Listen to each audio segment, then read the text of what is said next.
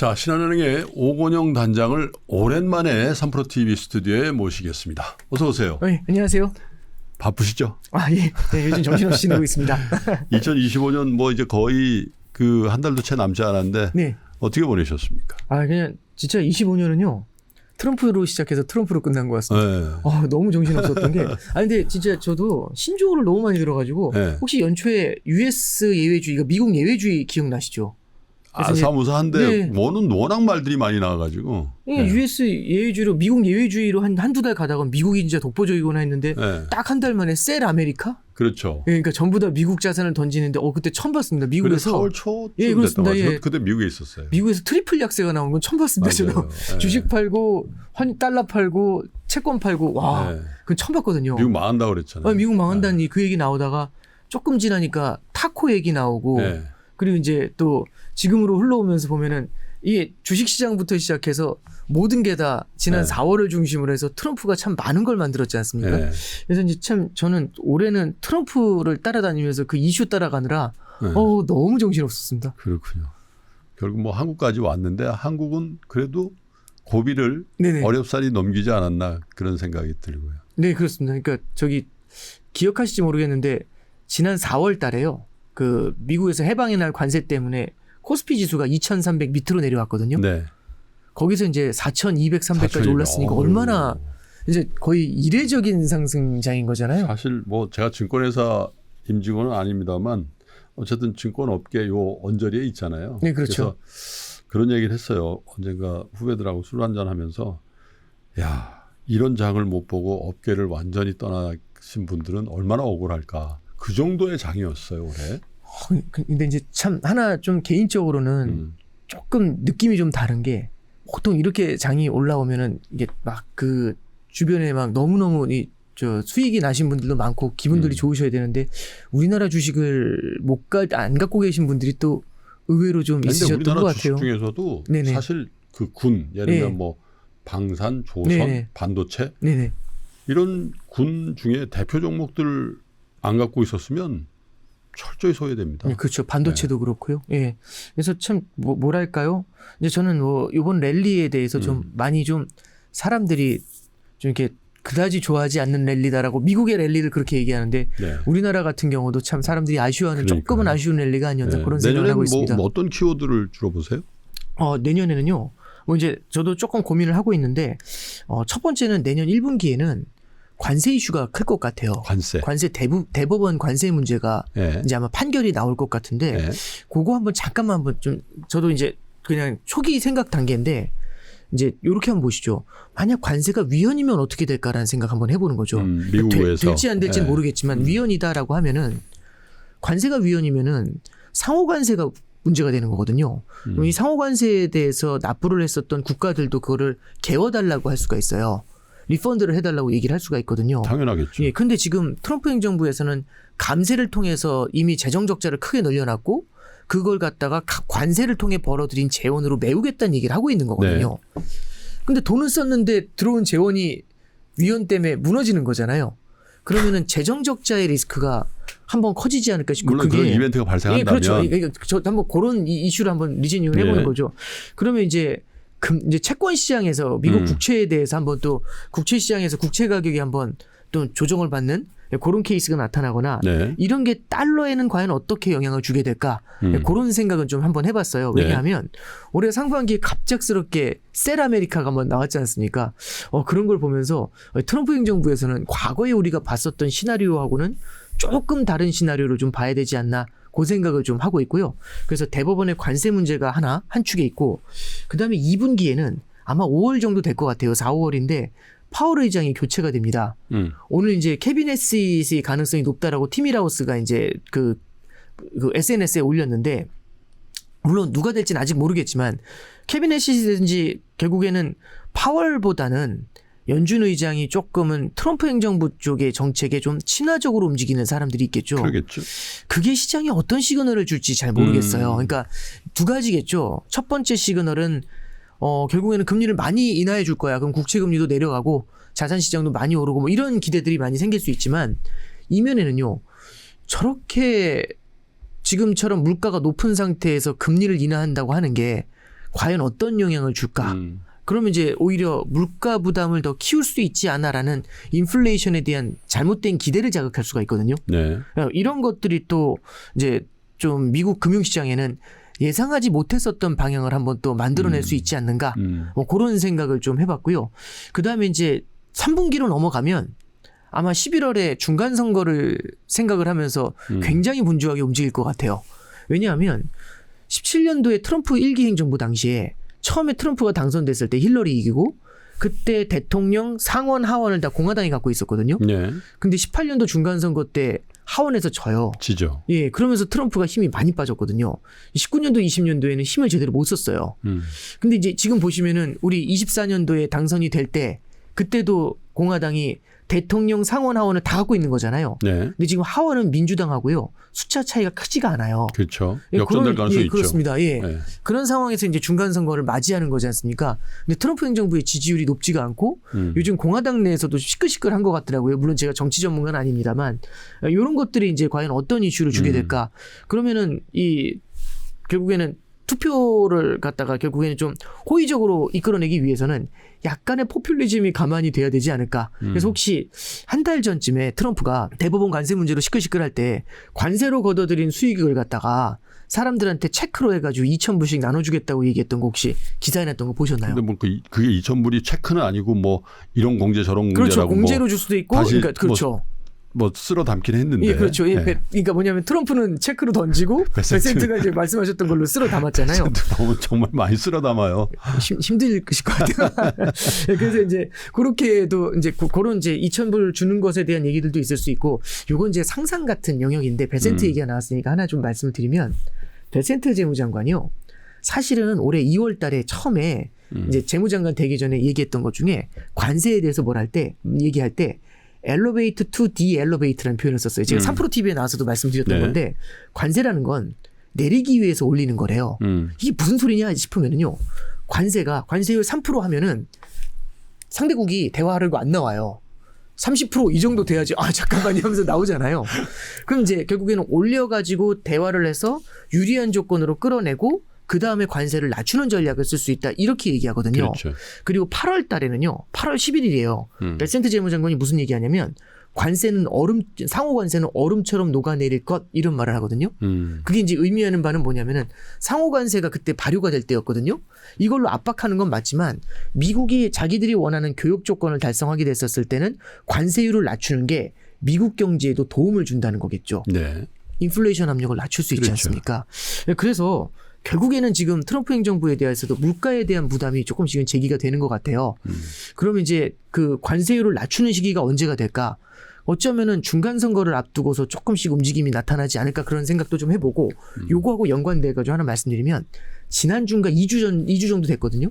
트럼프 행정부에서 커피하고 코코아하고 바나나에 대해서 요 몇 가지 품목들이 있거든요. 생필품인데 물가를 들어올리는 요인들이 있어요. 걔네들에서는 관세를 갖다 면제를 했습니다. 그걸 보면서 이제 사람들이, 투자자들이 뭐라고 했냐면, 이거 또 다른 의미의 타코 아니냐.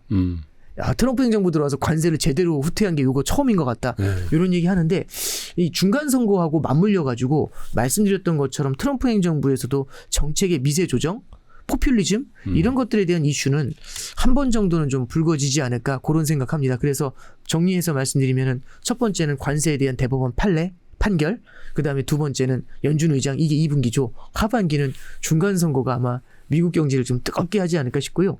뭐 아시는 것처럼 트럼프가 만들어내는 건 항상 거대한 변동성이지 않습니까? 그거는 내년에도 그대로 유효하지 않을까, 그 정도 생각하고 있습니다. 그렇군요. 아직 내년이 되지도 않았는데 내년을 다 산 것 같은 느낌이 드는데, 네. 그럼에도 불구하고 사실 최근에 이 국제금융시장에서 미국을 제외해놓고 보면 이 나라, 그리고 이 지도자가 가장 화제거리인 것 같아요. 네. 일본이죠. 그리고 일본의 동아인 엔화, 그리고 일본의 리더십인 다카이치 총리, 여자 아베라고들 하잖아요. 이제 여기가 이제 본격적인 엔화 약세에 어떻게 보면 중간 기착표에 다시 출발하는 거 아니냐, 네네. 이런 얘기들이 나오는데, 네네. 그래서 그런 류의 이벤트가 발생할 객관적인 시장 여건은 그때보다 훨씬 더 성숙해가고 있는 거 아닌가라는 생각이 드는데 어떻게 아니, 보고 계세요? 요즘 아니, 에세이에도 그런 얘기를 많이 쓰시는 것 같은데. 예, 저는 정확하게 좀 이제 봐주신 것 같은데요. 네. 제가 한번 그림을 하나 보면서 좀 설명해 드릴게요. 지금 주말 컨텐츠를 보고 계신 분이라면 저 정프로처럼 이미 배움과 성장의 DNA를 가진 분이시죠. 정의란 무엇인가, 마이클 샌델부터 신화적 베스트셀러 작가 베르나르 베르베르까지 국내외 최고의 지성 17명이 함께하는 위즈덤 칼리지 2016. 지금 영상 아래 링크를 클릭해서 당신의 삶에 새로운 변화를 만들어 보십시오. 이 그림이 제가 개인적으로 제가 저술했던 책 중에 이 그림을 좀 개인적으로 좋아하는데요. 이게 뭐냐면 이 좁은 소로에 차가 지나가다가요. 네. 빠진 거예요. 네. 그래서 이제 여기 보시면은 디플레이션이라는 늪에 빠져 있는 거예요. 이 차가. 네. 근데 이 디플레이션이라는 늪에 빠져 있는데 문제는 이 디플레이션이라는 늪에 너무 깊게 빠져 있는 거죠. 그래서 10년, 20년, 30년 빠져가지고 못 나오는 거예요. 아하. 그래서 이게 도저히 안 되겠어서 그냥 일반적인 걸로 안 되다 보니까 이 거대한 크레인을 가져온 겁니다. 네. 크레인으로 가져와서 여기서 당겼는데도 힘이 엄청 너무 깊이 박혀 있어서 안 빠져요. 그럼 어떻게 해야 되냐면 답이 없는 거죠. 이거 어마어마한 힘을 줘라 해가지고 있는 힘을 다해서 끌어내는 겁니다. 그래서 있는 힘을 다해서 끌어내는데 이게 확 빠져나오기 시작해요. 근데 그때 갑자기 제가 이게 있는 힘을 다해 끌어내라 해가지고 빠져나오는데 김프로님께서 저한테 이렇게 말씀하시는 거죠. 이거 저런 식으로 세게 빼면 이 도로 위에 올려야 되잖아요. 네. 이 도로 위에 올라가는 게 아니라 오히려 너무 힘을 많이 주니까 반대로 빠져버릴 수가 있죠. 이게 인플레이션의 늪으로 빠질 수 있다는 겁니다. 네. 그러면 이 반대쪽으로 갈 수 있으니까 조심해야 되잖아요. 그렇죠. 근데 이제 아베가 어떻게 했냐면 2012년에 들어와가지고 인플레이션이 오는 그날까지 엔화를 들이부었지 않습니까? 어마어마한 엔약세가 나타난 거예요. 그리고 그게 코로나하고 만나서 이게 거대한 인플레이션을 만든 거죠. 그래서 일본이 인플레이션이라는 늪으로 빠져버리게 되는 거죠. 예.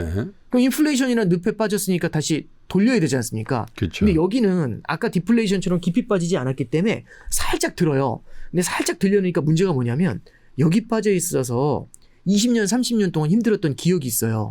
그래서 이거 여기서 살짝 들려고 하니까 너무 세게 들지 말라고, 일로 빠지면 정말 큰일이라고 이 얘기하고 있는 거죠. 그래서 이 사이에서 왔다 갔다 하면서 네. 저울질을 하는 그런 모습인 겁니다. 이거 아까 전에 저기 작년도 여름에 한번 우리가 곤혹을 치렀다는 말씀해 주셨잖아요. 네. 그거 한번 잠깐 보시죠.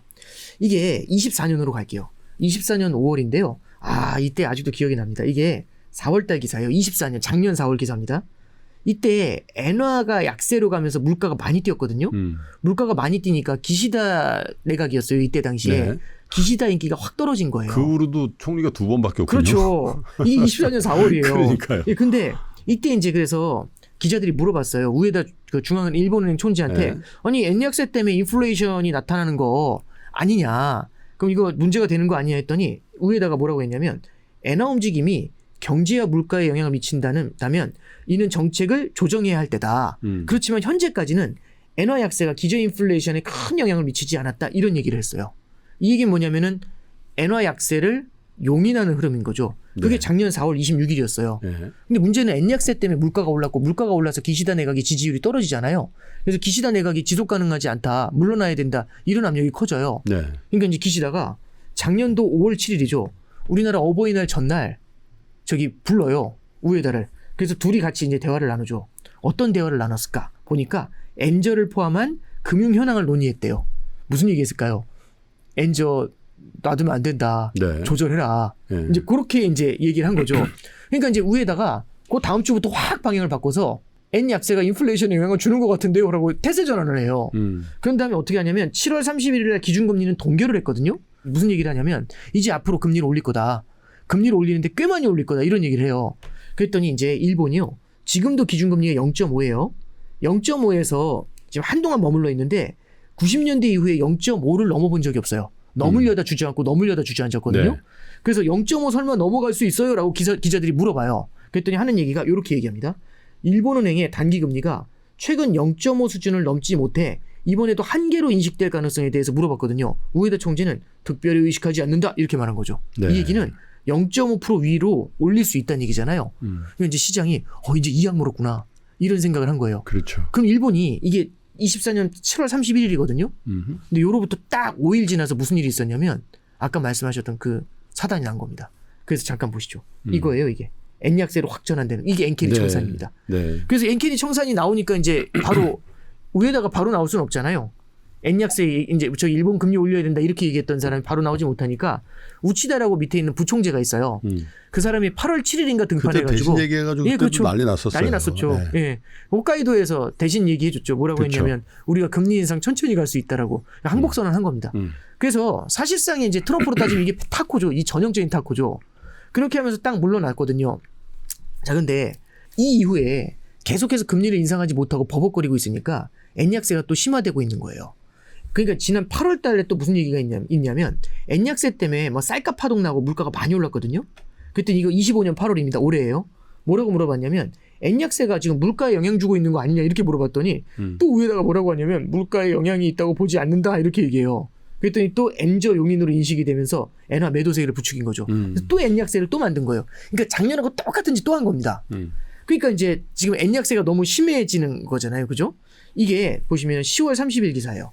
다카이치가 이제 총리에 선출된 그 직후인데 뭐라고 했냐면 우에다 총리가 다카이치는 금리 인상하는 거 안 좋아한대요. 그래서 엔화 들이붓는 거 좋아하거든요. 엔약세 네. 선호하고 또 물어보니까 지금 물가가 많이 오르지 않냐.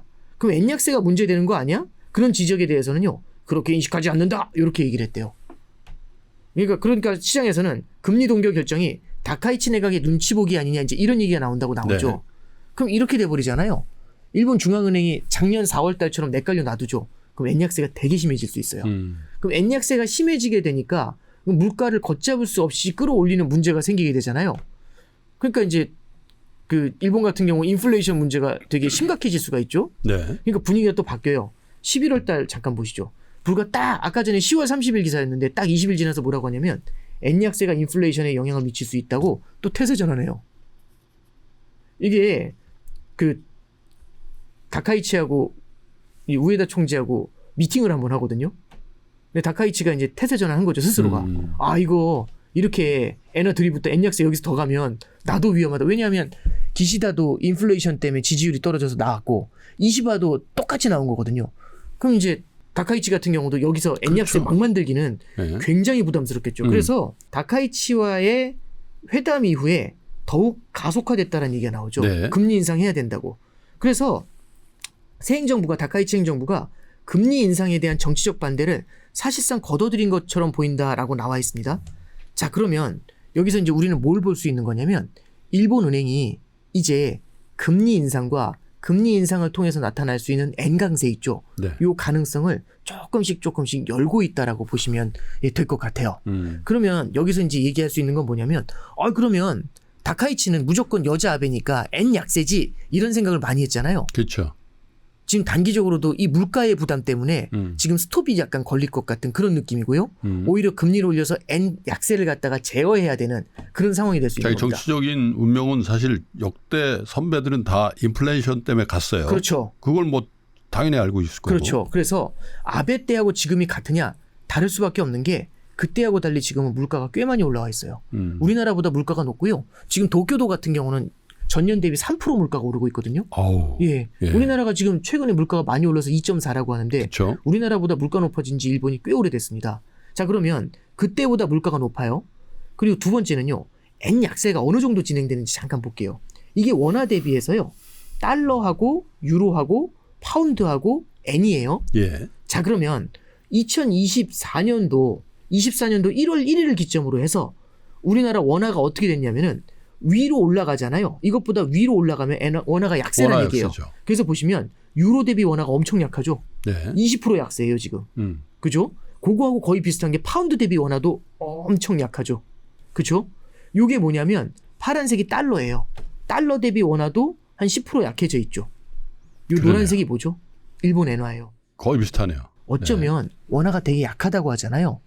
엔화도 원엔- 약한 거죠. 그렇죠. 그러니까 이제 이걸 원엔 동조화라고 하는데 원화가 약해서 엔화가 약한 거냐, 엔화가 약해서 원화가 약한 거냐. 저는 약간 후자의 무게를 두고 싶습니다. 그러겠죠. 근데 anyway 엔화가 약한 건 맞잖아요, 그죠? 예. 근데 요거는 2년치를 봤죠. 24년부터 조금만 길게 볼게요. 20년부터 봅니다. 20년도부터 5년치 보잖아요. 예. 코로나 직전부터 본 건데 자 보시면 유로는 30% 약해요. 원화가 유로 대비 30% 약해요. 요 세 개가 뭐냐면 파운드하고 달러하고 위안이에요. 위안화도 지금 그때보다 많이 강해졌어요. 원화보다 위안화가 훨씬 세요. 그러네요. 그렇죠. 이 블록으로 거의 4개가 같이 있잖아요. 근데 여기 우리보다 약한 그룹이 하나 있지 않나요? 여기 N이죠. 100인데. 예. 그쵸. 얘가 N이에요. 그러면 그때보다 많이 낮아졌네요. 예, 원화보다 약한 애 이게 중요한 게 아니라 이 나라들 통화보다는 많이 약하죠. 이거 뭐를 의미하는 엄청난 걸까요? 약세군요. 그럼 이 엔저가. 국가들은 일본 엔화를 보면서 무슨 얘기를 할까요? 너네 뭐니? 이런 생각하지 않을까요? 그러니까요. 이런 걸 어쩌면 환율 전쟁이라고 생각할 수도 있지 않을까요? 그럼 일본에 대해서 미국도 그렇고 전 세계가 엔 약세에 대해서 바라보는 시각이 조금 다르지 않을까요? 아베가 취임했었을 당시 일본 엔화는요. 역사상 가장 강했던 슈퍼엔고 국면이었어요. 근데 지금 엔화는요. 어마어마하게 이미 아베 신조 이후에 아베노믹스로 15년간 엔 약세가 진행된 상태에서 들어온 거거든요. 여자 아베가. 그럼 여기서 그만큼 또 엔 약세를 더 만드냐? 제 생각엔 다른 국가들의 견제가 되게 심할 수 있어요. 그 견제가 뭐냐면 이거 잠깐 보시죠. 7월 달에 트럼프 대통령이 뭐라고 하냐면 일본과 중국이 원하는 건 항상 약한 통화였대요. 그래서 난 정말 그들하고 정말 많이 싸웠대요. 그래서 약한 통화 갖고 일본이 정말 잘 나가던 시절에는 약한 통화만 갖고 있었대요. 그래서 이 나라들이 약한 통화를 갖고 수출하는 거 싫다는 얘기겠죠. 요 밑에 보시면은요.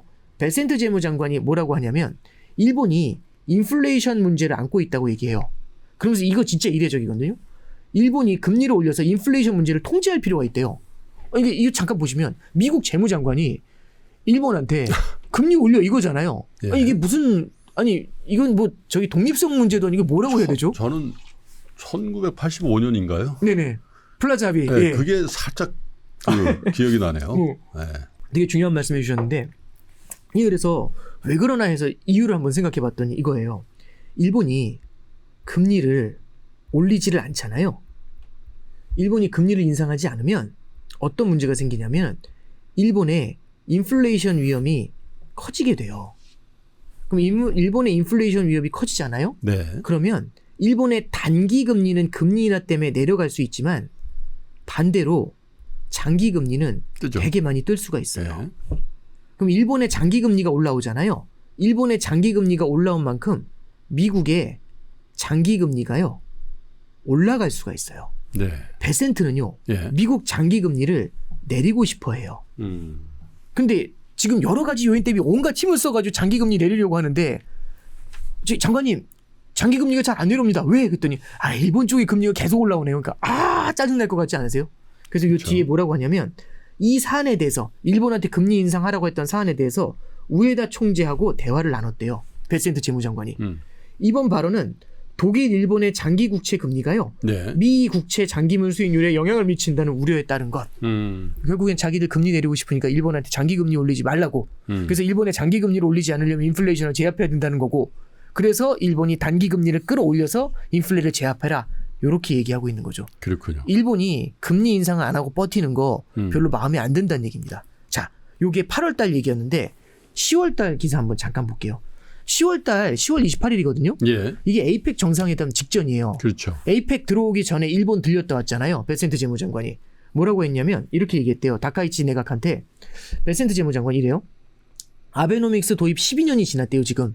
그때하고는 경제 여건이 크게 달라졌대요. 이 얘기는 그때처럼 엔약세 만들면 가만두지 않겠다는 얘기 아닐까요?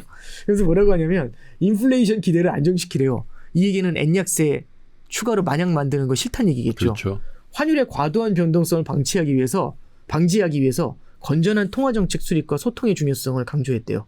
이게 무슨 의미일까요? 마냥 금리 인상 안 해가지고 인플레이션 내깔려 놔둬서 엔약세 만들고 그렇게 아베 때처럼 하는 거에 대해서 용인하겠다, 용인하지 않겠다? 이걸 보면은 가만두지 않겠다는 걸로 좀 보이는 거겠죠. 네. 그래서 이 얘기에 대해서 이제 우리가 이제 느낄 수 있는 건 뭐냐면은 일본이 그때하고는 참 다른 것 같아요. 아베 때하고는. 그래서 다카이치 내각도 불과 취임한 지 한두 달 만에 바로 금리 인상을 갖다가 어느 정도는 용인하는 쪽으로 스탠스를 바꾸지 않습니까? 네. 그래서 우리가 과도한 엔약세에 대한 기대 있잖아요. 요거는 조금 주의하는 게 필요할 것 같아요.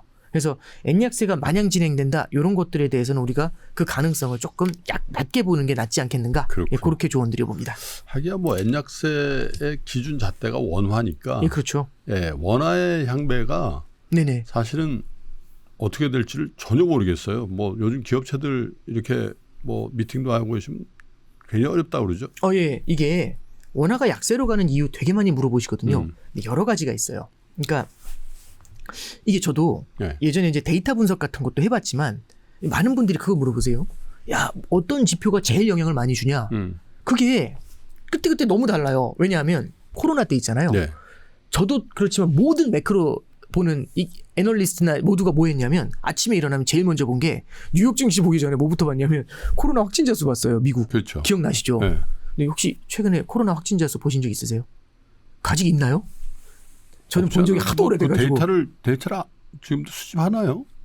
안 하지 않을까요? 그러니까. 이제 지금은 그거 아무도 안 봐요. 그러니까요. 저도 그거 그때 잠깐 근데 그때 당시엔 제일 중요했죠. 그래서 제가 그걸 뭐 거의 리얼타임으로 중계하고 그랬어요. 2년 전에 제일 중요했던 지표는 미국의 소비자 물가 지수였어요. 네. 그래서 그 소비자 물가 지수가 한 10시 반쯤 발표되는데 와, 우리나라에서 저 유튜브 방송 중에 소비자 물가 지수 생중계하는 사람도 있었고 그거 그거 보느라고 막 딱 이게 띄워놓고서 막 그 10시 반 전에 막 사람들이 막 와서 난리 났거든요. 움직이잖아요, 실제로. 최근에는 미국 소비자 물가 지수 물론 이 셧다운 이슈도 있지만 올해 들어서는 많이 안 봐요. 그럼 결국에는 뭐냐면은 되게 중요하다고 생각하는 지표들 있잖아요. 네. 이런 게 많이 바뀌거든요. 환율도 마찬가지예요. 환율을 바라볼 때도 네. 옛날에는 금리가 양국 간의 금리 차가 환율에 되게 많이 영향을 줬거든요. 거의 절대적이었죠. 예, 그렇죠. 근데 잠깐만 볼게요. 제가 요 차트 하나 보여드릴게요. 자, 봅니다. 요 차트 보면 제가 설명 한번 해드려 볼게요. 여기 보시면 한국 금리가 있고요. 미국 금리가 있어요. 자, 보면은 금리가 미국이 높은데 한국이 낮아요. 그러면은 미국 금리 차가 이제 벌어지게 되잖아요. 그러면은 미국 금리가 높은 쪽으로 돈이 이동을 하면서 미국 금리가 높으면 달러가 세지고요. 환율이 그렇죠. 오르고 미국 금리가 미국 금리가 한국 금리보다 낮아지잖아요. 그 갭이 줄어들게 되면은 그럼 달러가 약해지게 마련이죠. 그렇죠. 그럼 한번 잠깐만 보죠. 네. 이게 무슨 얘기냐면 금리 차예요. 그래서 한국하고 미국하고 금리 차가 이렇게 커지잖아요. 이 까만색처럼 금리 차가 늘어나잖아요. 확대지잖아요. 예. 그러면은 미국 금리가 더 높다는 얘기니까 환율도 당연히 따라서 올라가겠죠. 그러겠죠. 그래서 달러 거의 강세죠. 전체적으로 보면은 동행을 하지 않습니까? 이게 올해 초예요. 그래서 미국 금리가 우리보다 월등히 높으니까 달러가 세겠네. 네. 환율이 올라가는 게 이해가 되잖아요. 근데 잠깐만 보세요. 그 뒤에 잠깐 보시면은 지금 양국 간의 금리 차가 폭포처럼 쏟아지지 않아요, 지금? 그러네요. 우리나라 금리 꽤 올라왔거든요. 네, 전저점이네 거의. 예, 미국 금리가 꽤 많이 내려왔어요. 10년짜리 금리가요. 그러니까요. 그렇죠. 그러면 거의 이 정도 수준까지 내려와 있는 거거든요. 근데 지금 환율은 1380원이었는데 지금은 1480원입니다. 처음 왜 그러죠? 이거 약간 크로스 나는 것 같지 않으세요? 그러니까요. 그럼 지금 시장이 지금까지 뭘 보는 모습하고는 거죠? 전혀 다른데. 금리를 보고 있는 게 아니란 얘기죠. 무언가 다른 걸 보는 거 아닐까요? 그 다른 것에 대해서 이제 이번에 한국은행 금통위에서 나왔던 얘기는 해외 투자를 주목했던 거잖아요. 네. 그래서 금리 차에서도 큰 문제가 없는데 금리 차도 많이 줄었고 큰 문제가 없는데 그럼 해외 투자 아니냐 이제 이렇게 나왔던 거고 저는 이제 일본 얘기하다 갑자기 온 게 엔화 약세가 지금 영향을 주는 게 좀 있는 것 같아요. 지금 보시면 최근 흐름만 잠깐 볼게요. 최근 흐름 보시면은요. 원화가 워낙 유독 약하다는 얘기 되게 많이 하시거든요. 근데 그게 원화가 유독 약한 흐름이 지난 9월 달부터 좀 빠르게 진행이 됐어요. 네. 그래서 보시면은 유로라든지 파운드라든지 달러라든지 여기는 빠져 있는데 위안 대비로도 많이 약해졌어요. 그래서 올해 제 기억에 7월에 위안화가 190원 했거든요. 지금 207원이에요.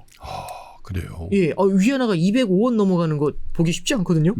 지금 위안화가 엄청 세죠. 그러니까 원화가 유독 다른 통화 대비 약하다는 겁니다. 근데 엔화는 어떨까요? 계속 940원에 머물러 있어요. 이 얘기는 뭘 얘기하는 거죠? 원화가 약하거든요. 네. 그만큼 엔화도 약하다는 거죠. 일본은 관세율이 15%로 내려왔어요. 9월 달에 이미. 근데 우리나라는 관세율이 25%예요. 물론 이제 내려왔죠. 11월 11월까지 예, 그렇죠. 예. 이제 11월 달 1일부터 이제 소급해서 적용한다고 네. 하는데 10월 달까지는 우리가 높았죠. 예. 그러면 25대 15잖아요. 그럼 우리가 수출해서 불리하잖아요. 그런 상태에서 엔화가 약세인데 우리가 환율이 1350원에 머물러 있으면 엔화는 약세인데 그렇죠. 수출해서 되게 힘들지 않을까요? 예, 그래서 일본 엔화 움직임으로 어느 정도는 단순히 원화 약세로 아이고 이거 뭐 그 달러로 결제받는 대기업들은 좋겠다 이런 네네. 생각을 할 수도 있으나 네네. 옆에 나라 경쟁국인 일본을 보면 또 답이 없는 네, 그렇죠. 그런 상황이라는 거죠. 네네. 자, 그러니까 이 말씀 드리는 이유가 우리가 해외 투자도 당연히 환율에 영향 줬겠죠. 원화 약세에.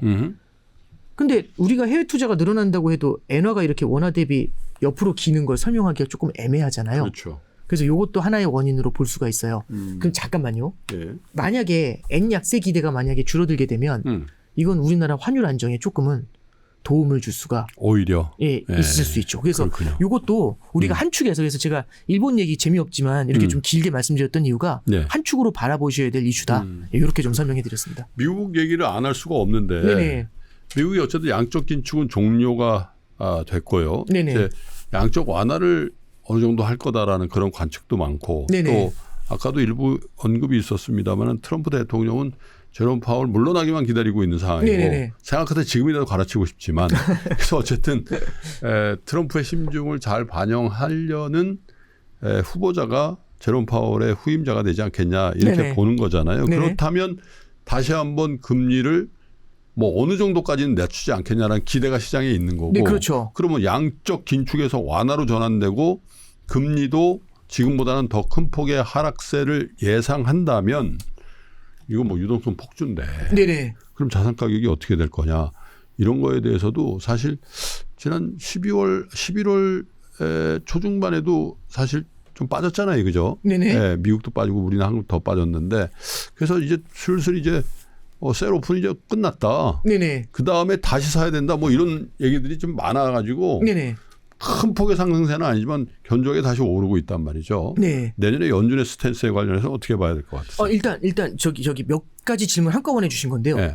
이게 금리라는 걸 하나 보실 필요가 있고 네. 두 번째는 양적 긴축의 종료 요 두 가지를 어떻게 보느냐 요 두 가지를 좀 일단 설명해 드리고 예. 세 번째는 이게 자산 시장에 대한 말씀을 해주셨는데 자산 시장하고는 연계를 한번 이렇게 시켜볼게요. 예. 이거 제가 좀 쓰면서 설명해 드릴게요. 그래요. 오랜만입니다, 판서. 그러니까요. 양적 긴축에 대한 말씀 잠깐 드리면 예. 양적 완화를 이제 QE라고 해요. 얘가 진행이 되면은 이때 풀어준 돈이 은행의 지급준비금에 가서 많이 쌓여 있게 되거든요. 그래서 은행의 지급준비금이 예를 들어서 4.5조 달러 뭐 이렇게 이제 막 쌓였던 거예요. 자, 이제 이 숫자가 정확하진 않지만 이렇게 은행에 이제 지급준비금이 이렇게 이제 많이 커졌습니다. 양적 긴축을 시작하니까 쭉 하면서 이 지급준비금이 줄어들어서 그러겠죠. 양적 완화로 늘었던 게 예. 이제 계속 줄어드는 거예요. 그러면 이제 줄어드는데 문제가 있어요. 2019년이었거든요. 2019년도 9월 달에 그때만 해도 저기 레포 이런 거 설명하는 사람 별로 없었거든요. 요즘 다 엄청 설명하시는데요. 어려웠어. 예. 예. 근데 이제 그때 나와서 제가 레포 설명했었던 기억이 나요. 그러니까. 이때 당시 이제 레포 사태라는 게 있었어요. 예. 왜 그러냐면 이때도 양적 긴축이라는 걸 하고 있었거든요. 근데 양적 긴축을 할 때 이때 당시에 이 지급준비금을 줄이니까 어느 정도 줄이게 되니까 이제 이 시장이 발작을 하는 거예요. 굉장히 돈이 넘치다가 줄어들잖아요. 네. 거기에서 막 발작을 하기 시작한 거죠. 그래서 그걸 이제 계산을 해보니까 미국 경제 전체 GDP 규모에서 일정 수준의 퍼센티지인데 약 8에서 9% 라인까지 내려왔더니 발작을 하더라. 이제 이걸 갖다 이때 당시 본 거예요. 예. 그러니까 이게 숫자가 중요한 거 아니에요.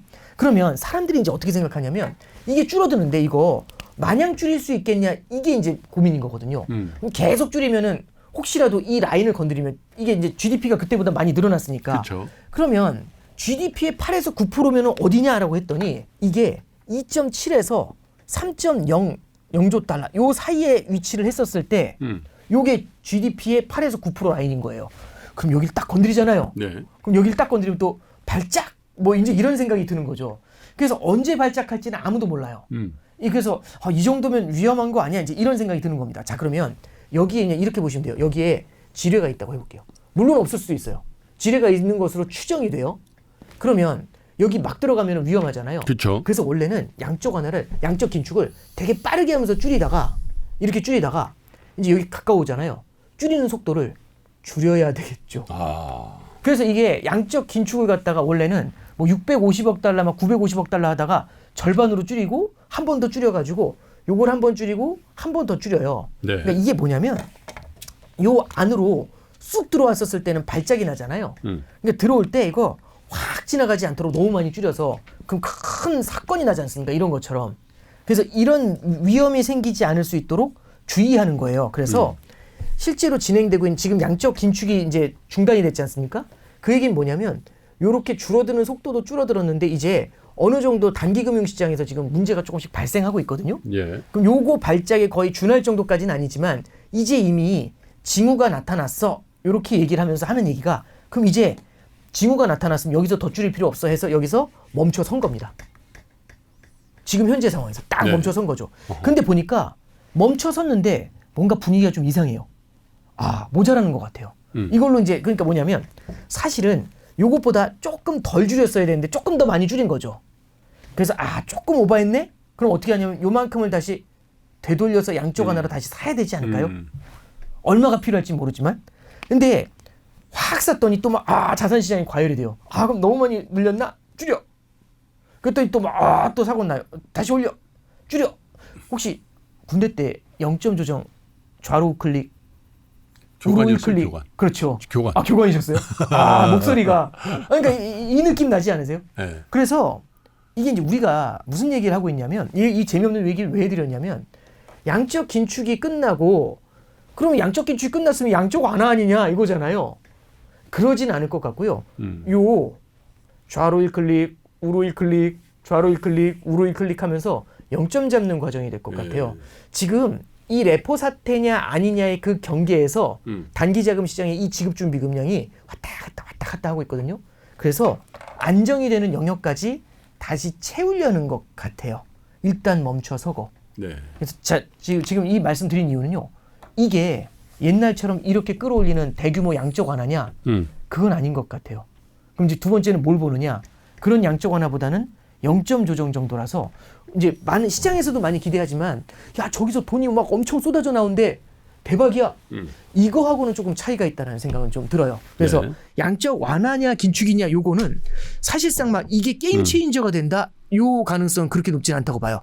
사실 그래서 양적 긴축 멈추어 선다고 했었을 때 만약 양적 완화로 퍼붓는다고 하잖아요. 그럼 시장 반응이 너무 뜨겁지 않았을까요? 근데 앞서 이제 의장님께서 말씀하신 것처럼 11월 달부터 시장이 조금 주춤하잖아요. 네. 저기서는 큰 아직은 호재를 못 찾은 거겠죠. 그렇군요. 예. 예. 그래서 그거 하나고 예. 내년에 이제. 예, 그렇죠. 내년에 이제 그게 이제 이슈가 되는 그래서 이제 네. 내년에도 저기서 막 어마어마한 돈이 퍼부어져 나온다. 그럴 가능성은 저는 좀 제한적이라고 예전에 봐요. 양적 완화에 대한 추억을 그렇죠. 그대로 연상하지 말아라. 그러니까 양적 긴축을 멈추면 양적 완화다 이건 아니란 얘기죠. 그렇죠. 그러니까 이렇게 줄이면서 이렇게 늘리는 거다 이게 아니라 여기서 이제 0점 조정을 해가지고 적정 레벨을 맞추려는 그 약간 뭐라고 해야 될까요? 앞으로 가거나 뒤로 가는 게 아니라 약간 평행 주차하는 느낌? 왔다 갔다 해서 옆으로 끼우잖아요. 네. 네, 그런 느낌 정도로 생각하시면 될 것 같아요. 네. 그래서 이제 저거는 방향성보다는 0점 조정이다. 요게 1번이고 네. 그다음에 이제 금리잖아요. 그렇죠. 이게 네. 혹시 이제 이거는 저희 히스토리를 좀 기억해 보실 필요가 있는데 22년도에 금리를 엄청 올리면서 글로벌 경제가 박살이 났어요. 그때 뭐 파월이 엄청난 실수했죠. 그렇죠. 예. 근데 22년도 11월을 넘어가면서 무슨 일이 있었냐면 미국에서요. 그때 이러면 경기 침체 따놓은 당상이고 23년도에 미국이 200bp 금리 인하할 거다. 이런 전망이 있었어요. 그게 23년 초입니다.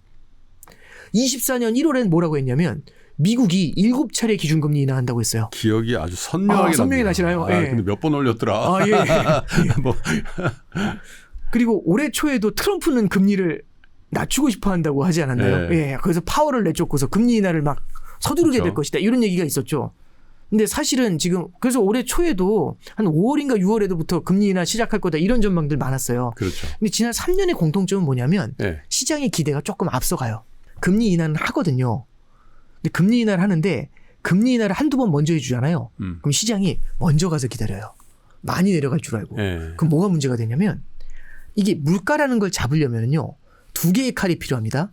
하나는 고물가라는 이 고금리라는 칼이 있어야 되고 두 번째는 미국의 금리가 높아지면 달러가 세지잖아요. 그렇죠. 강달러라는 두 개의 칼로 인플레이션을 이렇게 도륙을 내야 돼요.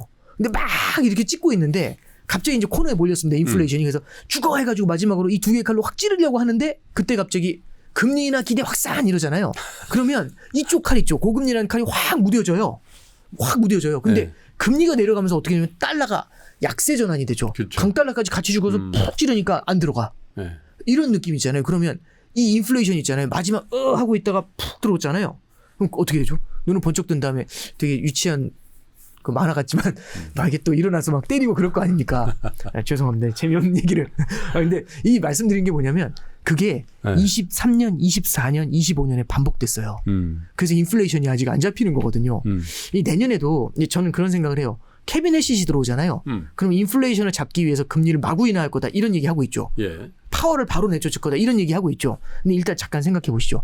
캐비넷 시시 들어와서 금리를 인하해요. 근데 금리를 인하하는데 만약 인플레이션을 자극하면서 장기금리가 떠요. 그럼 미국은요. 고금리하고 고물가가 되는 거죠. 장기금리가 사실 시장금리잖아요. 그럼 고금리하고 고물가면 11월 달에 중간선거에서 어떨까요? 불리하죠. 그럼 계속 금리를 내릴 수 있겠는가? 예. 그러면 이제 마음속으로 다 그러죠. 아, 트럼프는 밀어붙인다고. 근데 혹시 타코라는 단어 들어보셨어요? 튀죠. 예. 그러니까 이제 우리는 그 생각 하잖아요. 예. 4월 달에 아, 트럼프는 관세에서 물러날 리가 없다고 물러서잖아요, 바로. 근데 누구보다 유연한 것 같아요. 물러서는 속도를 보면은. 타코를 유연하다라고 해석하고 있는 거예요. 그냥 뭐 저는 그렇게 해석하는 게 왜냐면 이 사람은 결국에는 시장을 흔드는 거 있잖아요. 예. 거기에 대해서 되게 민감도가 높다라는 생각이 좀 들어요. 예.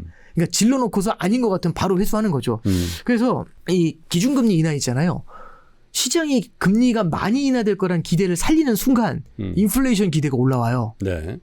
그러면 또 고금리 고물가가 될 수 있지 않습니까? 되려? 그렇죠. 그럼 거기서 타코 문제가 생기죠. 그럼 금리 인하의 속도를 줄일 수밖에 없겠죠. 네. 그래서 꼭 드리고 싶은 말씀은요. 저는 이제 지난 한 2, 3년간 똑같은 얘기 계속 해가지고 혼도 많이 나고 욕도 많이 먹었는데 어떤 얘기 계속 하고 있냐면 시장이 원하는 것보다는 적게 금리 인하할 것 같고요. 시장이 기대하는 것보다는 느리게 금리 인하할 것 같아요. 그 내년에도 그렇게는 보고 있습니다. 그러면 시장이 많이 인하할 줄 알고 앞서갔다가 되감기고 네. 또 앞서갔다가 되감기고 앞서갔다 되감기고 이 과정을 상당히 좀 많이 내년에도 반복하지 않겠는가 예, 그렇게 생각하고 있습니다. 트럼프는 또 은연중에 제롬 파월의 악몽을 생각할 수도 있죠. 그렇죠. 제롬 파월도 트럼프가 지명한 거예요. 그렇죠. 그죠? 예. 공화당 의원이었고. 네네. 근데 이렇게 본인을 배신을 때리고 그럴 줄 몰랐. 근데 중앙은행 총재죠. 우리나라 한국은행 총재고 그쪽 연준 의장이 되면은 뭐 안 그런 케이스도 있습니다만 생각이 좀 달라지나 봐요. 워낙에 중요한 자리고. 그렇죠. 그죠? 네네. 그리고 자기도 역사에 기록되는 현장에 가 있는데 트럼프의 꼭두각시 노릇을 한다? 그건 잘 안 될 수도 있어요, 사실은. 그렇죠. 네. 예. 어차피 트럼프는 임명과 동시에 한 3년도 채 안 남은 물론 삼선한다고 요즘 난리인데 네네네. 어쨌든 그런 상황이기 때문에 버티기 들어갈 수도 있지 않냐 이런 생각. 저기 올해 5월, 6월에 되게 유명했던 사람 중에 미란 보고서라고 있었잖아요. 네. 스티브 마이런. 예. 그 사람이 지금 연준에 들어가 있잖아요. 들어갔죠. 예, 이제 물론 이제 나중에 나오겠지만 예. 그 사람이 이제 5월달, 6월달에 했던 얘기가 마로라고 합의가 필요하다. 플라자 합의 시즌 2다. 이 얘기하면서 달러 약세 만들어야 된다고 했거든요. 네. 근데 딱 한 달 지난 다음에 포기했어요. 달러 강세가 필요하다고. 왜 그러냐면 달러 약세를 무제한으로 가져가려고 하니까 셀 아메리카가 나왔잖아요. 예. 셀 아메리카가 나오는 상태에서 달러 약세를 고집하잖아요. 트럼프 행정부가. 그러면 달러 패권이 무너져요. 달러 패권이 무너지는 거는 무역 적자 줄이는 것보다 훨씬 큰 대가를 치러야 되거든요. 그렇죠. 그러니까 딱 꼬리를 내리죠. 그것도 하나의 타코예요. 그러니까 이 말씀을 드린 이유가 지금 스티브 마이런이 연준에 들어가 있잖아요. 원래는 50pp씩 3번 막 이랬거든요. 근데 요즘 하는 얘기는 조금 마일드해졌어요. 금리는 내려야 되는데 만약에 물가를 크게 자극하게 된다면 그때는 고민을 해봐야 된다. 이런 얘기를 해요. 저도 보고서 이 사람 이거 맞아? 막 이런 느낌 받거든요. 그러니까 이게 지금 트럼프 행정부에서도요. 결국에는 지금 관세 때문에 관세발 인플레이션 우려가 지금은 조금 커질 수 있잖아요. 이런 데에서는 걸어갈 때 성큼성큼 걸어가는 데에서는 조금은 좀 신중을 기하게 될 것 같고요. 만약에 내년에도 이제 트럼프 행정부가 인플레이션이 만약에 새로운 스트레스 요인이 됐을 때는요. 네. 말씀드렸던 것처럼 타코의 가능성을 조금 더 높일 수도 있지 않겠나 그렇게 보고 있습니다. 그러니까. 네. 뭐 연준에 들어가면 또 연준 스태프들이 되게 그런 분위기를 만들어서 자료를 많이 주나 봐요. 어마어마하게 줍니다. 가면 입장이 바뀌더라고요. 그러니까 이제 저는 물론 브리핑을 받아본 적이 없지만 연준에 이제 그 파티서 펀치라는 말이 있어요. 그 연준 의사록을 보면 파티서 펀치가 거기 17명 연준 위원들 앉아가지고 저기 같이 대화하는 사람들이고 금리 결정하는 사람들이고 연준의 스태프들이 있어요. 네. 그 스태프들이 다 경제학 박사 이런 사람들이잖아요. 그렇죠. 굉장히 유명한 사람들이고 그 사람들이 어마어마한 데이터를 제공해줘요. 예, 그런 걸 보면서 이제 금리 결정을 하는 거겠죠. 우리나라의 그 김진일 교수도 그런 일을 하시던 분이죠. 예, 그렇죠. 자, 이제 관심은 엔화도 달러도 아닙니다. 우리 원화입니다, 사실. 그렇죠. 그렇잖아요. 그래서 이런 경우를 많이 못 본 것 같아요. 환율과 금리가 같이 뜨고 있고 또 네네. 주가가 이렇게 강한데 네. 환율이 1,400원대 중반이에요. 네네. 이 정도 되면 거의 주가는 박살났어야 되는데 그렇죠. 예전의 기억으로 따지면 그죠? 예. 이게 도대체 이게 뭐냐? 옛날에 무슨 고원 경쟁가 있었잖아요. 예. 플래토라는 말을 썼었죠. 예. 고원 고원 환율도 아니고 이게 그런데 또 정상적으로 뭐가 돌아가고 있고 위기의 징후는 환율을 제외하면 또 없는 것 같기도 하고 말이죠. 예. 묘한 국면이에요, 어쨌든. 이게 좀 민감한 게 아까 되게 중요한 말씀해 주신 게 금리가 뛰면서 환율이 뛰는 게 예. 저희처럼 매크로 보는 사람들이 별로 안 좋아해요. 예. 왜 그러냐면 예. 이제 이 직관적으로 생각을 해보죠. 보통 자본 유출이 일어날 때 예. 외국인들이 우리나라에서 도망을 가잖아요. 도망갈 때 이렇게 도망갑니다. 우리나라에 있는 자산을 팔아요. 주식이든 채권이든 부동산이든 다 팔아요. 그럼 주가가 빠지겠죠. 그렇죠. 그리고 채권 가격이 폭락을 하면서 금리가 금리 뛰어버려요. 오르죠. 그렇죠? 그러면 이렇게 받은 원화 있잖아요. 요 원화를 팔고 달러를 사서 나가요. 네. 그러면은 채권 금리가 뛰면서 원화 가치가 떨어지니까 원화를 네. 팔고 나가니까 환율 환율이 올라가죠. 뛰어요. 그래서 네. 금리하고 환율이 같이 뛰잖아요. 그럼 오. 그래서 저희들 매크로 보는 사람들은요. 네. 환율 뛰는 것만 보고서 막 나라 망한다 네. 이런 거 안 보는데 금리하고 같이 뛰면 이렇게 봐요. 그래서 이제 보통 금리하고 환율이 뛰는 게 되게 부담스럽거든요. 최근에 그래요. 네. 최근에 우리나라 우리나라 국채 금리 있잖아요. 국고채 금리가 뛰죠. 엄청 뛰었어요. 네, 장기물 꽤 많이 뛰었어요. 개인들 엄청 물렸습니다. 그때 예. 이 말씀을 드려야 될지 모르겠는데 금융기관이 어쩌자고 그렇게 장기물을 개인들한테 저렇게 쪼개 열심히들 파시나 그런 걱정을 했었는데 예, 이게 최근에 보면 장기물 금리도 꽤 많이 뛰었고 환율도 엄청 뛰었잖아요. 그러니까요. 그럼 금리 환율이 같이 뛰니까 그럼 이거 뭔가 망조 아니야? 이제 이런 생각이 좀 들 수가 있거든요. 예. 그래서 잠깐 한번 보시죠. 국고채 10년 하고요. 그 다음에 원달러 환율 차트예요. 똑같네요. 예, 그럼 보시면은요. 예. 이게 그러니까 이제 상식적으로 한번 생각해 보시죠. 예. 우리나라 금리가 올라가요. 그럼 원화를 보유했을 때 매력이 높아지는 거잖아요. 그렇죠. 그러면 원화가 강세지 않습니까? 예, 달러 약세고. 그러면 환율이 내려와야 돼요. 그럼 금리하고 환율이 반대로 가야지 이론상으로는 맞거든요. 그렇죠. 그러니까 뭐 이제 그런 국면들이 나타나는 게 사실 보이긴 해요. 근데 잠깐 보시면 요거 한번 보시죠. 요게 최근인데 예. 우리나라 국고채 금리하고 요게 원달러 환율이에요. 같이 솟아오르는 게 비슷한데요. 보이시죠? 예. 최근에 국고채 금리 우리나라 뛴 거 보면은요. 2.6에서부터 3.3까지 거의 원의 1로 막 뛰어 올라갔어요. 그럼 이제 이거 보면은 금리 뛰고 환율 뛰네. 그럼 망조? 이제 이런 생각이 들 수가 있거든요. 근데 잠깐 한번 보죠. 예. 이게 망조라고 해석할 때 우리가 뭘 보셔야 되냐면 첫 번째는 주가를 보실 필요가 있어요. 주가는 만약 이렇게 되잖아요. 코스피가 지금 한 1,000몇백에 와 있어야 되지 않을까요? 그랬는데 4천이란 말이에요. 예, 그렇죠. 네. 그럼 이건 뭐지? 이 생각이 들 수가 있거든요. 그러면 이게 망조라고 해석하기는 어렵잖아요. 그렇죠. 근데 뭐 주식은 버블일 수 있고 뭐 이제 이럴 수 있잖아요. 그래서 이제 딱 하나 보시면 한국에 CDS 프리미엄이라는 게 있어요.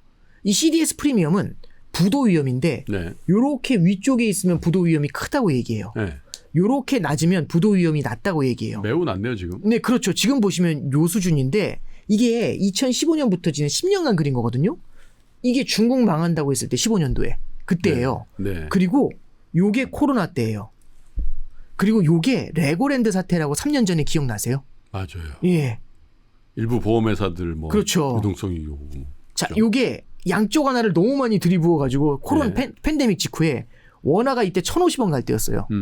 그리고 지금 보시면은 CDS 프리미엄이 굉장히 낮죠. 그러니까요. 그럼 이거는 우리나라의 국제 투자자들이 부도를 생각하는 것인가? 부도하고는 전혀 관련이 없어 보이죠. 예. 자, 그러면 왜 이렇게 되는 건데? 왜 금리하고 환율이 같이 뛰는 건데? 요게 이제 좀 이슈가 되는 건데 요거를 제가 쓰면서 좀 설명을 해드려 볼게요. 그러시죠. 예. 이 금통위하고도 연관이 되는데 한번 잠깐만 좀 생각해 보시죠. 이거 지우면서 보시면 일반적으로 중앙은행은요. 금리를 결정할 때 두 가지를 봐요. 첫 번째는 성장이라는 걸 보고요.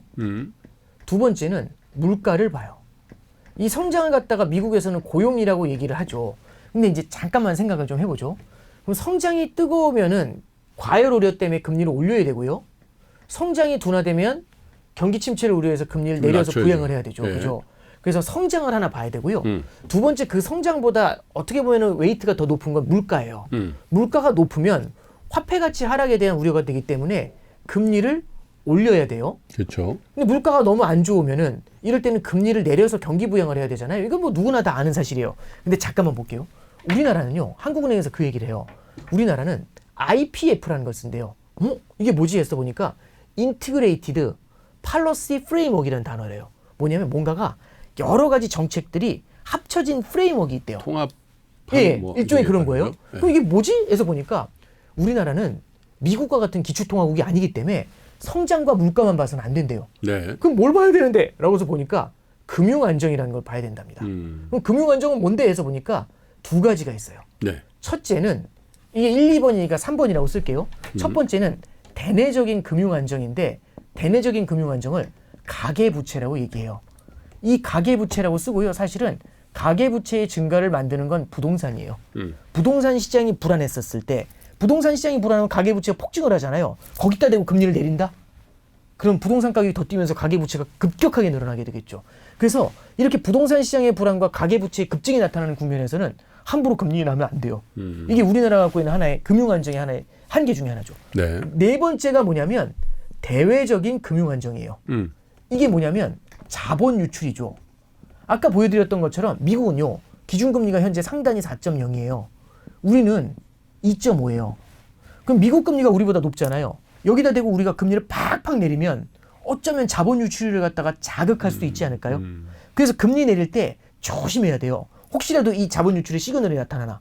그럼 자본 유출의 시그널은 뭘로 봅니까? 이렇게 질문이 들어오잖아요. 네. 이게 여러 가지 볼 수 있겠지만 주가가 빠지면 되나? 금리가 오르면 되나? 그게 아니라 결국엔 자본 유출의 시그널은요. 주식을 팔든 부동산을 팔든 채권을 팔든 무언가 다 팔고 나면 깔때기처럼 모이는 게 환율이죠. 결국엔 환전해서 나가야 되잖아요. 그러니까. 그래서 이거 볼 때 제일 중요한 게 환율 봐야 돼요. 포린 익스체인지를. 그래서 환율이 너무 높거나 이럴 땐 자본 유출의 우려가 커져 있잖아요. 그쵸. 이런 데다 대고서 금리 인하를 질러버리죠. 이러면 이제 문제가 생길 수가 있죠. 그래서 우리가 꼭 보셔야 될 게 한국은행은 요 네 가지가 같이 들어간다는 겁니다. 그러면 이제 미국은 2차 방정식인데 우리는 4차 방정식 푸는 거죠. 난이도가 어떨까요? 2차가 쉬울까요? 4차가 쉬울까요? 그거야 뭐. 그거야 뭐 말할 이 케이스가 뭐 이렇게 이 경우의 수가 훨씬 늘어나긴 거지 않습니까? 그렇죠. 잠깐만요. 그러면 지난 6월로 돌아갈게요. 지난 6월로 가면은 잠깐만 볼게요. 첫 번째 성장부터 보죠. 지난 6월 달에 우리나라 성장률 전망이요. 0.8 전망했어요. 아유, 그래요. 0.8이면요. 이게 언제하고 똑같냐면 2009년도인데 우리나라가 2000년대 들어와서 성장률 제일 안 좋았을 때가 20년도입니다. 이때 코로나 때 마이너스 0.7 역성장했어요. 2009년도가 그 다음 안 좋았는데 이때 플러스 0.8 성장했거든요. 네. 똑같아요. 그럼 성장을 보면은 금리를 인하해야겠죠. 혹시 이거 기억나실지 모르겠는데 이게 우리나라 저기 작년에 비상계엄도 있었지만 혹시 올해 봄에 초봄에 그 남부 지역에 산불 났던 거 혹시 어우, 크게 났죠. 어마어마해요. 네. 이 성장률에 영향을 줘요. 그래서 성장률 자체가 굉장히 많이 저하돼 있죠. 그러니까 09년도 수준으로 낮아진 거예요. 그리고 두 번째는요. 물가를 보면요. 이때 소비자 물가 지수가요. 한국은행이 목표로 한 2.0보다 밑에 있어서 1.8에서 1.9 왔다 갔다 했어요. 그러면 성장을 보면 금리 인하해야 되고 물가를 보면 금리 인하에 아무런 문제가 없어요. 그렇죠. 그런데 세 번째는 그러면 이거 봐야 되잖아요. 먼저 환율부터 보죠. 예. 그럼 이때 당시 환율은 어떻게 됐냐? 이게 요즘 기억 못 하시는 분들 많은데 6월 달에 환율이 1347원까지 빠졌었어요. 아하. 환율은 안정됐나요? 그럼 환율을 봐도 금리 인하는 문제가 없죠. 없죠. 마지막으로 이때 부동산 문제가 좀 컸죠. 왜냐하면 5월 달에 부동산 가격이 엄청 뛰었잖아요. 그래서 이게 굉장히 불안했는데 혹시 627 대책이라고 기억나세요? 네. 이 627 대책이 대출을 6억으로 묶어버리게 되죠. 그러면서 이제 잠시 9월 달까지 부동산이 소강 상태에 접어들게 되죠. 예. 그러면 잠깐 보세요. 성장은 안 좋아요. 금리 인하 청신호. 물가가 낮아요. 금리 인하 가능. 환율이 안정돼 있어요. 금리 인하 가능. 부동산은 소강 상태예요. 약간 불안하지만 가능. 그럼 요 네 가지만 보면 어떻죠? 금리 인하를 해도 아무런 문제가 없죠. 그러네요. 그럼 이거 보면 금리 인하 해야죠. 예. 그래서 시장은 미리 움직이잖아요. 국채 금리가요, 시장 금리가요. 기준 금리보다 먼저 가서 확 내려가서 기다리는 거예요. 와, 금리 인하한다 이렇게 된 거죠. 근데 자 보세요 이제 어떻게 바뀌었나? 이게 지금 12월이잖아요. 12월은 지금 어떻게 바뀌었는지 잠깐 보여드릴게요. 자, 첫 번째 부동산 보기 전에 FX 먼저 보죠. 환율은 어떻죠 지금? 1,480원이에요. 60원에서 80원 왔다 갔다 하죠. 불안하죠. 두 번째는요. 부동산 시장이 97 대책 이후에 한 번 더 뛰었잖아요. 그렇죠. 그래서 부동산 시장이 10, 15 대책으로 한번 눌렀죠. 그죠? 여기 그러니까 결국에는 아직도 부시가 살아있지 않습니까? 금리 인하하기가 되게 부담스럽죠. 그래서 이 가계부채 사이드라든지 금융안정 사이드 있잖아요. 환율 사이드 이 두 가지가 금리 인하에 되게 불편해요. 그러네요. 그리고 지금 이번 달 소비자 물가 지수가 2.4%예요. 어. 왜냐하면 환율이 높잖아요. 수입 물가가 올라서 2.4까지 올라왔어요. 그럼 물가가 높으면 금리 인하하기가 불편하죠. 네. 근데 이번에 한국은행에서 발표한 게 뭐냐면 이번에 한국은행에서 우리나라 성장률 전망 있죠. 올해 1.0으로 상향 조정해요. 예. 추경을 한 게 있고 그렇잖아요. 그리고 우리 반도체 수출이 예상보다 좋았던 거예요. 주가도 좋았고. 그렇죠. 그러면 올해 이게 1.0까지 올라왔어요. 초과 달성할 거라는. 그렇죠. 요거보다 올라왔잖아요. 네. 그죠? 하나 더. 내년 성장률 전망이 1.8이고 내후년이 1.9예요. 잠깐만요. 이게 무슨 얘기냐면 이게 지금 설명하기가 너무 시간이 없어서 간단하게 말씀드리면 1.8, 1.9 정도 성장하잖아요. 아, 이게 대학교 학점으로 따면 이게 의장님도 이게 이제 반론하실 수 있는데 그냥 이게 조금 후하게 봐주면 이 정도 학점, 이 정도 성장률이잖아요. 대학교 학점으로 따지면 B-? B- 괜찮으세요? 조금 더 낮출까요? C+? D 아니에요? D? 아, D는 요건 D죠. 요건 D죠. 아, 그러니까 이제 이게 좀 과하게 보시는 거 이제 좀 이게 깔깔해 뭐 보시는 C 정도 건데. 하죠, C. C제로. 네, 네. 아니 그러니까 뭐 이제 저처럼 후하게 보는 사람은 그냥 네. 평타 뭐 이런 느낌. 예. 근데 이제 물론 이제 절대로 그렇죠. 보면 D 정도 되는데 네, 그렇죠. 그래도 옛날에 궤적을 히스토리가 보면은 그렇죠. 뭐 한 B, B 마이너. 요즘은 잠재 성장률이 1.8까지 내려온다고 네. 했죠. 그러니까 네. 물론 그건 정확한 건 아니겠지만 그래도 이 정도면 그냥 아유 이런 느낌이거든요. 그럼 성장률이 이때보다 올라왔잖아요. 예. 그러면은 금리 인하를 굳이 해야 되냐 이 얘기가 나올 수 있죠. 이 물가에, 이 환율에, 이 부동산 불안에 그러면은 금리 인하를 할 필요가 없지 않을까요? 그렇죠. 그래서 올해 사실은 6월 달에요. 금리 내년에 1.75까지 내려간다는 전망이 있었어요. 기준금리가. 지금은 이제 끝난 거 아니냐? 이 얘기는 나오고요. 또 아는 총재한테 했던 질문이 그거잖아요. 혹시 인상도 가능한가요? 이렇게 물어보잖아요. 그러니까 이제 아는 총재 코멘트가 그거죠. 아니 인상으로 전환되려면 과거에도 보면은 12개월 정도 걸렸다. 네. 종료가 된 다음에 이제 네. 이런 얘기를 하거든요. 그러니까 이제 인상의 가능성을 열어놓는 건 아니지만은 그리고 인하의 가능성 마찬가지로 열어놨거든요. 예. 근데 anyway 금리가 많이 내려갈 줄 알았는데 많이 못 내려가잖아요. 그러면 기준금리가 이렇게 내려가야 되는데 내려갈 줄 알고 시장금리가 먼저 내려와서 기다려요. 근데 안 내려가죠.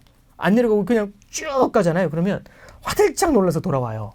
최근에 보면은 금리가 이래서 시장금리가 올라왔어요. 자, 그럼 이제 차트 보면서 말씀드릴게요. 네. 자, 차트 보시죠. 이게 저기 보시면은 우리나라 기준금리하고요. 이게 국고채 10년 금리입니다. 우리나라 기준금리가 내려오기 전에 먼저 시장금리가 내려와서 기다려요. 내려오기 전에 먼저 내려와서 기다리거든요. 자, 여기 내려오기 전에 그러니까 여기 보시면은요. 우리나라 기준금리보다도 시장금리가 먼저 내려가서 기다려요. 근데 와, 여기서 2.5에서 더 내리질 않으니까 최근에 보면은 여기 말아 올리는 거 보이세요? 이 기대가 빠르게 희석된 게 9월 말부터입니다. 네. 확 말아 올리기 시작을 하죠. 그럼 기준금리 인하를 하기 쉽지 않겠다는 기대 때문에 금리가 오른 겁니다. 근데 금리가 오른 이유가 물가도 있고요. 환율도 있다고 말씀드렸죠. 환율이 오르니까 또 환율이 올라서 물가가 오르니까 금리 인하를 못하죠. 그래서 미리 내려갔던 금리가 되감겨 올라왔던 거예요. 그래서 올랐네요. 환율이 오르고 금리가 오르는 겁니다. 그러니까 이게 통화정책의 방향 전환에 대한 기대감 때문에 그 우려 때문에 금리가 뛰고 환율이 뛴 거지. 아까 말씀하셨던 것처럼 망조 그것 때문에 환율이 뛴 것, 그것 때문에 환율과 금리가 동시에 뛴 것, 이건 아니다. 그래서 최근에 이제 현상을 갖다가 이렇게 한번 조망해 보시는 것도 필요할 것 같습니다. 그 얘기는 네. 어쩌면 그 정책적인 부분이 정돈이 되면 네. 지금의 1,400원대 중후반의 이 환율은 조금 보정될 수도 있다 이렇게 보시는 거네요. 이제 이게 물론 이제 환율 그 자체를 바라보는 건 아니지만 예. 이렇게 보시면 좋을 것 같아요. 환율이 만약에 그러니까 이게 보시죠. 성장, 물가, 그 다음에 가계부채, 그 다음에 환율이잖아요. 그렇죠. 이 넷 중에서 성장하고 물가는 변화가 느리잖아요. 예. 그렇죠? 실시간으로 바뀌는 건 아니지 않습니까? 그리고 이 부동산과 가계부채라는 것도 사실은 움직임이 느린 편이고 지금 10-15 대책으로 묶어놨어요. 그러면 이제 사실은 요 셋은 이게 막 변하는 움직임은 아닐 것 같아요. 그럼 뭐가 많이 바뀔 수 있냐? 환율은 어떤가요? 급등급락이 나타날 수가 있잖아요. 만약에 환율이 급격하게 빠르게 하락하잖아요. 만약에 뭐 그럴 가능성이 낮다고 보더라도 그러면 환율 요인이 하나가 완화가 되죠. 그렇죠. 대외적인 금융 안정이 완화가 되면서 수입 물가 상승에 대한 우려가 낮아지죠. 그렇죠. 그러면 금리 인하의 가능성이 또 살짝 열릴 수도 있지 않을까요? 네. 그러면 이 얘기는 뒤집어 말하면 환율이 만약 내려오잖아요. 금리가 같이 안정이 될 수 있어요. 예, 그거로 같이 보실 수가 있습니다. 그러니까 뭔가 선제적으로 뭔가 해야 될 그런 입장일 수 있겠네요. 그렇죠. 네. 예, 예. 알겠습니다. 다행이네요. 망조 이런 용어를 다 방송에 쓰면 안 되고 뭔가 우리는 이제 환율이 움직이고 막 1,400원대라는 게 네네. 트라우마가 있잖아요. 네, 그렇죠. 2009년도가 이거보다 낮았어요. 2008년도 네, 금융위기 그렇죠. 때는 예, 그죠? 예, 예.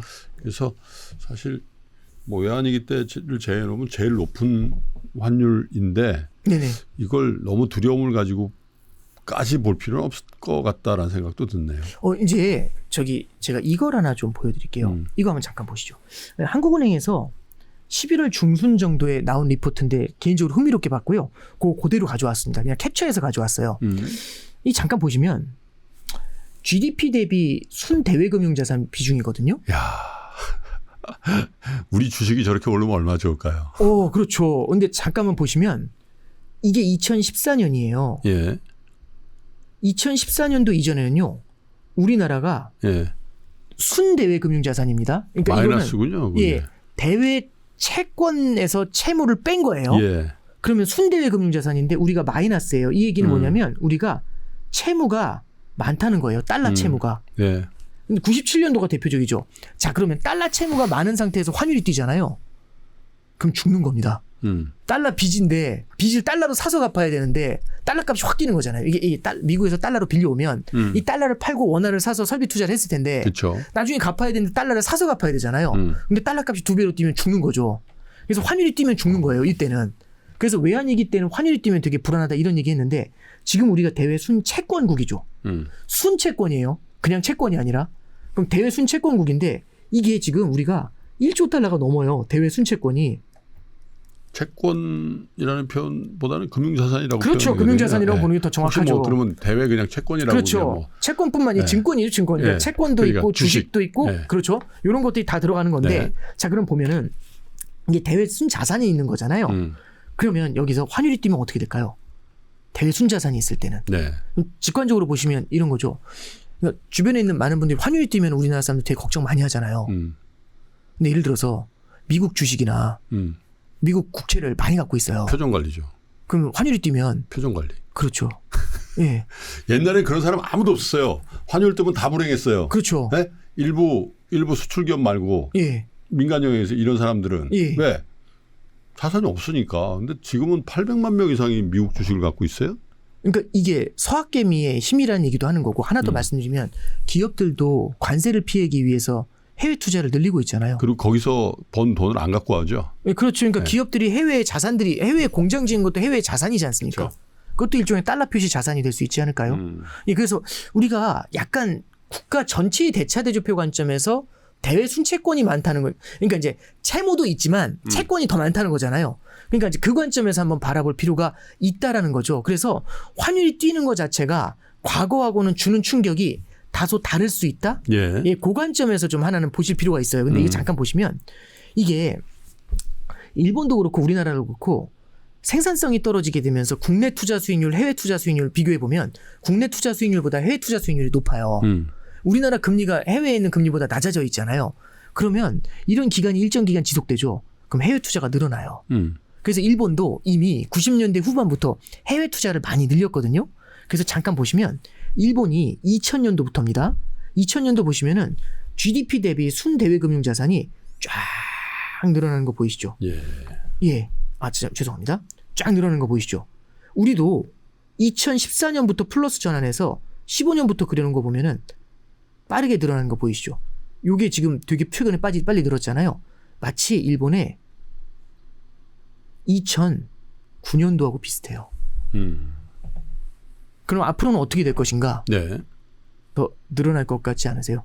네. 저출산 유지되겠죠. 뭐. 예. 예. 이게 그래서 해외 투자에 대한 관심이 예. 아마 향후에도 좀 지속이 될 수가 있는데 그러면 이제 해외 투자가 지속된다라는 관점에서 바라보면은 우리가 지금 환율이 올라가는 것들, 해외 자산이 많이 있으니까 환율이 올라가는 것들을 97년도하고 딱 무조건 동일하게 볼 필요까지는 없지 않나. 예, 그 말씀을 하나 드리는 성격이 거고요. 다른 환율 상승이다. 예, 그렇죠. 그럼 이제 말씀하신 게 그럼 마냥 좋다는 얘기냐? 아니죠. 이게 뭐가 문제가 있냐면 양극화의 문제가 있는 것 같아요. 이 양극화의 문제가 뭐냐면 잠깐 보시죠. 국내에 투자가 돼야 돼. 국내에 설비 투자로 쓰여야 될 돈이 해외로 너무 많이 나가면 국내에 투자가 공동화될 수 있잖아요. 그렇죠. 그럼 국내 투자가 안 되면은 일자리가 창출이 고용이 안 되고 고용이 안 되면 성장이 떨어지고. 그렇죠. 특히 젊은 사람들이 젊은 친구들이 이게 일자리가 없지 않습니까? 그럼 이 사람들은 일자리가 없으면 되게 힘든데 이분들이 달러 자산이 없죠. 없지 않을까요? 네. 그러면 간혹 있더라고요. 그렇죠. 간혹 있겠죠. 네, 근데 간혹. 상당히 많은 사람들이 없잖아요. 그럼 일자리도 없으면서 달러 자산에서 소외가 되지 않습니까? 그러면은 오히려 달러 자산을 갖고 있는 사람과 그렇지 않은 사람 간의 양극화가 나타날 수가 있죠. 그래서 이런 것들이 마냥 좋다고 말할 수는 없죠. 그래서 이런 것들도요. 적당하게 안정적인 속도로 진행되는 게 필요할 것 같다. 예, 그 정도 좀 조언의 말씀드려봅니다. 자, 그러면 지금 어쨌든 기축통화인 달러 표시로 된 자산을 가져야 된다고 사실은 오래전부터 우리 오건영 단장도 3프로TV에서 얘기를 했고 예. 3프로TV도 뭐 3프로TV 시작하면서부터 이거는 뭐 시대적인 조류니까 네네. 어느 정도까지는 가져야 된다라고 계속 얘기했었어요. 네네. 그런데 지금 이 환율 내에서도 네네. 그 얘기를 계속 해야 되냐. 이거는 예. 저는 좀 솔직히 네. 모르겠어요. 그래서 어떻게 조언을 줘야 될까요? 이게 예. 저도 이제 되게 중요한 말씀을 좀 해주셨는데요. 저는 이 생각은 좀 들어요. 이게 달러가 장기적으로 강해진다는 그런 생각이 있을 수 있지만, 이게 계속해서 강해질 거라는 기대가 생기잖아요. 네. 그럼 예를 들어 보죠. 아파트 가격이 제가 5년 후에 아파트를 사고 싶은데 아파트 가격이 계속 오를 것 같아요. 쭉 오를 것 같아요. 그러면 5년 후에 아파트를 사야 됩니까? 지금 사야 됩니까? 지금 사야죠. 근데 지금 살려는데 돈이 없으면 빚을 내서라도 사야 되잖아요. 그렇죠. 그러면 문제는 저는 빚을 내서 사고 싶어 하는데 저뿐만 아니라 에브리바디가 그 생각하는 거예요. 그럼 이렇게 올라가지 않고요. 요쯤으로 미래의 수요가 쫙 땡겨오면서 수치로 끌어올려요. 그러니까 뭐냐면 이렇게 추세대가 우상향이 나타나더라도 오버슈팅과 언더슈팅은 충분히 나타날 수가 있거든요. 예, 그러니까 이제 저는 그 말씀 드리고 싶어요. 환율이 무조건 오른다, 무조건 내린다 이렇게 생각하실 게 아니라 환율이 갖고 있는 그 특유의 변동성도 특히 원달러 변동성 엄청나요. 그렇죠. 그 원달러 변동성을 갖다가 많이 설명하는 게 트럼프 2.0에서는요. 이 원달러 변동성은 생각보다 강하거든요. 제가 이거 하나 말씀드릴게요. 네. 자, 이거 한번 보시죠. 이게 트럼프 1기 행정부 당시에 원달러 환율 차트예요. 이거 달러 인덱스 보지 마시고 빨간색 달러 원환율 보시죠. 네. 이게 원달러가요. 2016년도 11월 9일 날 트럼프가 당선될 때 1140원 했어요. 트럼프 당선되자마자 환율이 뛰어가지고요. 이게 17년도 1월 초거든요. 근데 이때 당시 분위기가 어디였냐면 이게 1209원까지 올라갔었어요. 근데 지금이야 1209원이 귀엽지만 이때 1209원은 지금 느낌으로는 체감은 1450원이에요. 저 때만 해도 1100원대가 있었네요. 그렇죠. 1209원으로 순식간에 뛰어올랐는데 이게 엄청난 거예요. 이때 당시 뉴스로는 스트레스 많이 받았거든요. 근데 이게 17년도 하면 제 기억이 1월 9일이었을 거예요.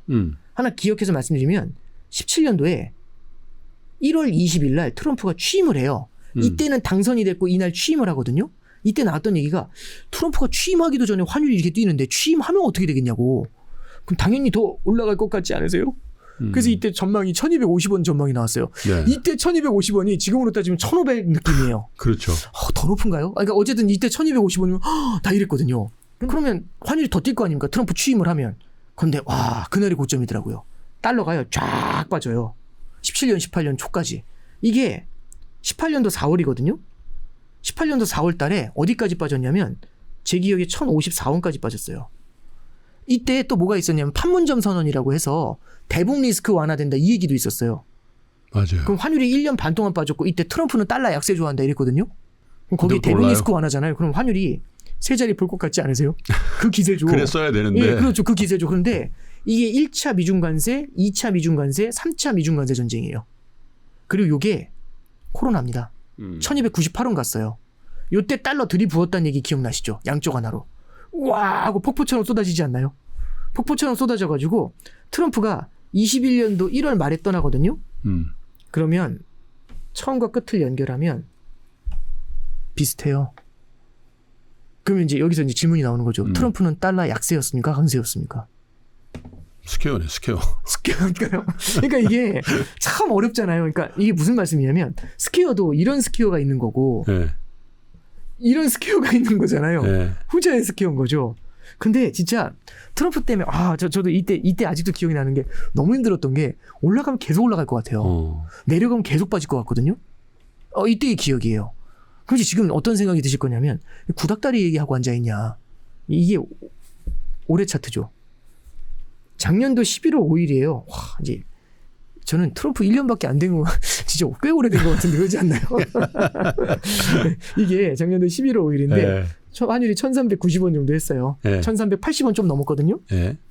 트럼프 당선되자마자 환율 뛰어오르죠. 그죠? 그래서 이게 올해 1월 15일 날 1480원까지 가요. 네. 근데 올해 1월 15일 날 무슨 얘기가 있었냐면 1월 20일 날 트럼프 취임하거든요. 네. 행정명령 200개 사인한다고 했던 거 기억나세요? 그렇죠. 그러면 트럼프가 들어오면 행정명령 200개 사인하면 환율이 어떻게 되겠습니까? 오늘이 1480인데 1500원 넘을 것 같지 않으세요? 그러지 않을까요? 그렇죠. 그래서 올해 초에 제가 이렇게 어디 강의 같은 거 나가잖아요. 설문조사했어요. 트럼프는 달러 강세인가요? 약세인가요? 100% 달러 강세라고 했습니다. 근데 와 이거 보이세요? 이게 올해 6월입니다. 1347원까지 빠졌고요. 이때 무슨 얘기 나왔냐면 트럼프는 달러 약세로 원한다. 미란 보고서. 그런 얘기 있죠. 예, 플라자 합의 시즌2 마로라고 합의 네. 임박. 네. 그래서 여기서 달러 더 빠진다고 하죠. 내년에 1300 본다. 하반기에는. 이런 얘기 나왔었어요. 맞아요. 그날이 저점이었죠. 그래서 지금은 1460원, 70원까지 다시 올라와 있지 않습니까? 그럼 이게 V자죠. 그러지 않나요? 다시 내려갈 수도 있겠네요. 또. 트럼프는 변동성이에요. 네. 양방향으로 흔드는데 잠깐만 다시 한번 보죠. 라이트 하이저는 이 사람이 얘기한 게 그거죠.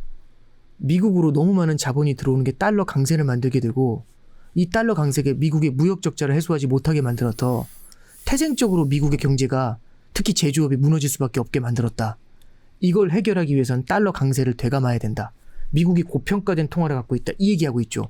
이 라이트 하이저의 얘기를 그대로 이어받은 사람이 스티브 미란이죠.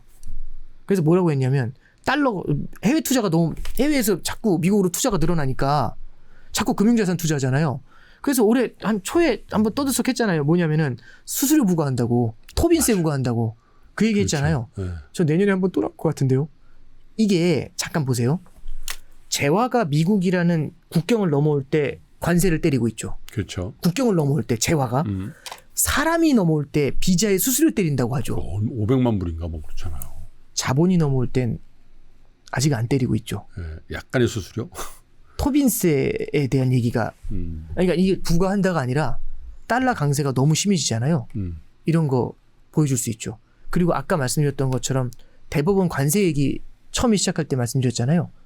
내지는 이제 미국의 금리나 이런 것들 이런 것들 딱 일정 수준 좀 보면은 트럼프 때는요.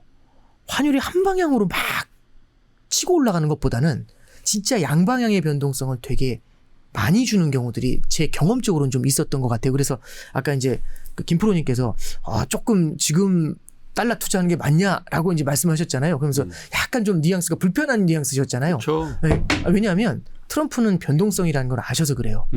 그거는 누구나 다 공감하는 사실이고 여기서도 꼭 말씀드리고 싶은 게 트럼프 때는 환율이 한 방향 만들기가 쉽지 않다는 거죠. 그래서 저는 그래서 달러 자산을 접근하는 관점에 대해서 우리가 좀 고민해야 될 것 같아요. 내일 환율이 뛰니까 달러를 산다 이게 아니라 장기적인 관점에서 우리보다 미국의 생산성이 높다면 장기적인 관점에서 달러가 지금보다 높아질 수가 있거든요. 그럼 환율이 지금보다 높아질 수 있다면 우리가 미국 달러 표시 자산을 조금이라도 우리 포트폴리오에 담는 게 낫지 않을까? 그런 생각은 좀 해보게 돼요. 그래서 우리나라 자산들, 원화 표시 자산들도 많지만 아주 일부라도 그런 해외 표시 자산들, 그리고 이제 우리가 ETF라는 게 생겨서 사실상 해외 투자하는 게 많이 이지해진 건 분명하잖아요. 그렇죠. 작은 금액으로 해외 투자하는 게. 옛날에는 해외 투자하려면 돈 많이 있어야죠. 그리고 수수료도 엄청 냈어요. 그렇죠. 네. 지금은 이제 그런 장벽이 많이 사라졌지 않습니까? 그래서 장기적인 관점에서 긴 호흡으로 달러를 갖다가 조금씩 담아가야 되는 거지 단기적으로 막 내일 달러가 오르고 떨어지고 이런 것들을 전망하는 거는 제 생각에는 사람의 영역을 좀 넘어서는 그러니까 신의 영역에 도전하는 그런 케이스가 아닐까 싶어요. 그래서 저도 연초에도 이제 환율의 대전환이라는 책을 썼지만 그 책에서도 얘기하고 있는 게 트럼프 때는 단기 달러 변동성이 너무 높다는 얘기가 1번이었고 장기적인 기노업의 관점에서 과거하고 우리나라의 경제 구조가 바뀌어 있으니까 달러 자산을 모아가는 거는 네. 유효할 것 같다. 기노업에서. 예, 그거는 저는 여전히 유효하다. 이렇게 생각합니다. 환율의 대전환이라는 책이 나온 지가 몇 달 됐죠? 지금 나온 지가 거의 이제 11개월 됐죠. 11개월. 그렇군요. 네네. 올해 초에 나온 거죠? 아, 그렇습니다. 올해 1월 말에 나왔습니다. 네. 예. 3프로TV에서 만든 거죠? 아, 그렇습니다. 근데 네네. 저 책을 한번 읽어보십시오.